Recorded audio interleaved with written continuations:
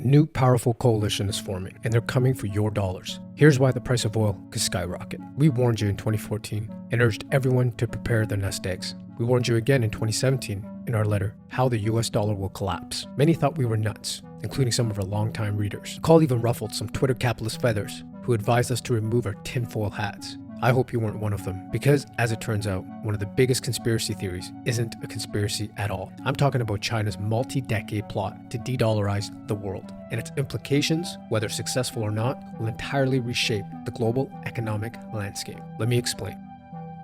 China is notorious for playing the long game, and its role in US de-dollarization is one of the most remarkable moves we are witnessing firsthand. In 2014, Russia annexed Crimea, and the West slapped Russia with sanctions. In response, China urged its BRICS partners to launch the new development bank, a replacement for the West-dominated International Monetary Fund and the World Bank. Headquartered in Shanghai, the new development bank became an alternative funding source for emerging economies, which are now less reliant on dollar-denominated debt. That was phase one. Then, COVID swept the world. Not letting an opportunity go to waste, China's central bank announced that it needed better visibility into the nation's finances so it could target stimulus more effectively. Thus, under the guise of COVID, China's President Xi launched the e-yuan, the world's first central bank digital currency, otherwise known as CBDC. That was phase two. Shortly after, Russia and Ukraine go head-on. The West responded with another barrage of sanctions, while cutting off Russia's most valuable financial resource, the energy sector. Some have even alluded to the US sabotaging one of the pipelines delivering gas from Russia to Europe. But with sanctions in place and a pipeline destroyed, Putin was in desperate need. And not letting an opportunity go to waste, Xi obliged. He came to Russia's rescue and bought Russia's embargoed fossil fuels, but with one very specific condition. Half of the purchase must be settled in China's currency, the yuan. Putin agreed. Since October 8th, 2022, the yuan-ruble pair has been the most traded currency on the Moscow exchange. Meanwhile, Russian companies have since issued hundreds of millions of dollars in yuan-denominated bonds. For the first time in history, the yuan dethroned the dollar in Russia. More importantly, it marked the first time in modern era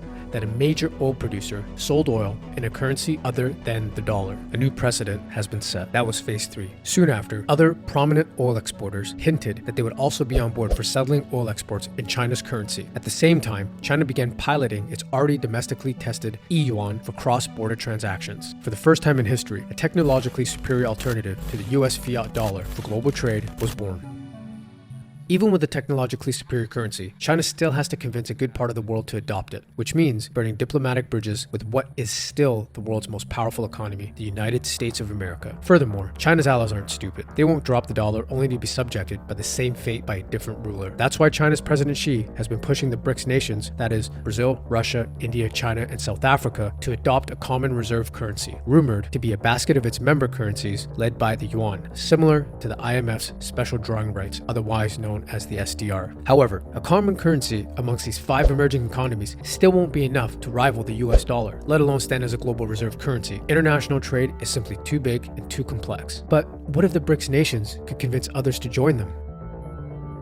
Turns out, it won't take much convincing. Last month, the BRICS nations announced they would entertain allowing other countries to be included in their coalition. And immediately, a dozen nations lined up, including oil producers, Argentina, Egypt, and Algeria, and even bigger players, such as the United Arab Emirates, Iran, and even Saudi Arabia. Think about what an economic powerhouse this lineup could become, especially given the vast control of oil these nations possess. BRICS, as is, already covers 1/3 of the world's land surface and is home to over 40% of the global population. Moreover, its economies account for 20% of international trade and nearly 1/4 of global GDP. And at currently expected growth rates, this emerging market bloc is projected to contribute to half of the world's GDP by 2030. And that's also assuming the BRICS won't expand. If oil exporters follow through and join the bloc, their combined global output could easily make up nearly 50% of the world's output, likely even more. Even more damaging to the US dollar, their combined forces would represent 7 of the top 10 oil producers in the world. Bye-bye petrodollar. And why wouldn't the BRICS want this? Why wouldn't they want other nations to join them? According to Bloomberg, the BRICS has a mere 15% of the vote in both the IMF and the World Bank. If you're a BRICS nation, you'd probably feel pretty shafted. So don't be surprised if the BRICS allows more members to create their own international financial organization. And guess who will be the most powerful within that group? That's right, China.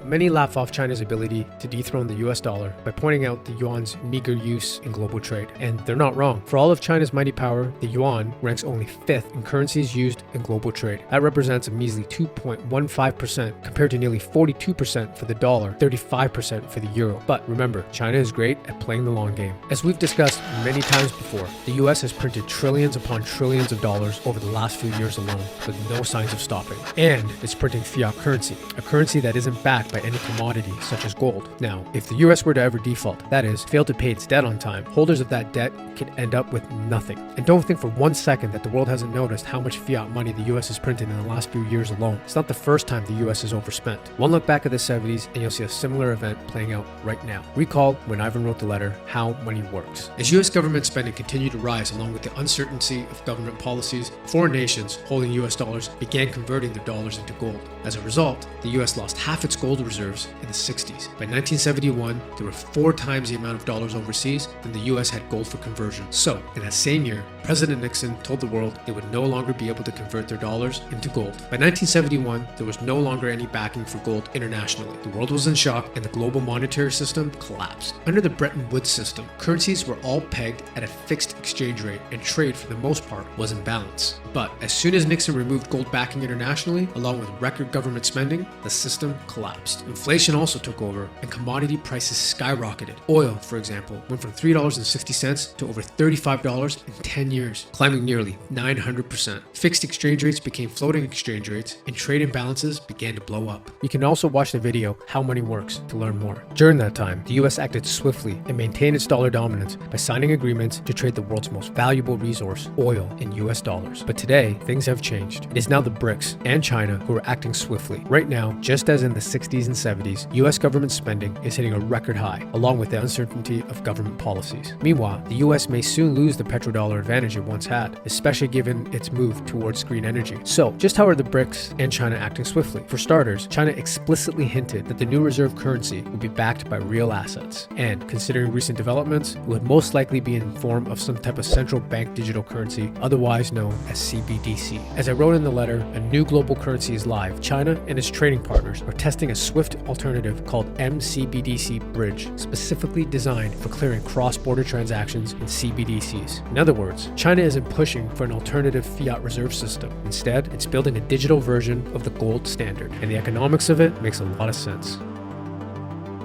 If you think the end of the dollar can't happen, or at least not in your lifetime, you better think again. Here's some back-of-the-envelope math. Saudi Arabia holds 268 billion barrels of oil in proven reserves, worth roughly $20 trillion at today's prices. For perspective, that's 3.5 times more than all US dollars held in FX reserves, and it nearly matches America's entire GDP. Keep in mind, that's reserve assets of just one wannabe BRICS member. Add in Russia's oil reserves and China's secret stash of gold that President Xi has quietly been stacking up since 2008, and you've got a backing that's more powerful than any fiat currency can claim. In other words, fiat currencies and its ever-growing pile of debt may soon have a very powerful challenger. Now, that's not to say the US dollar will become worthless, but it could be worth less. So my advice for you is this. If you're still overweight in dollar-denominated paper assets, there's still time to spread your seed. Gold, silver, commodities, natural gas, and alternative energy such as lithium and uranium all come to mind. We'll be revealing more of these ideas soon, because in the end, resources will always be worth something. Seek the truth and be prepared.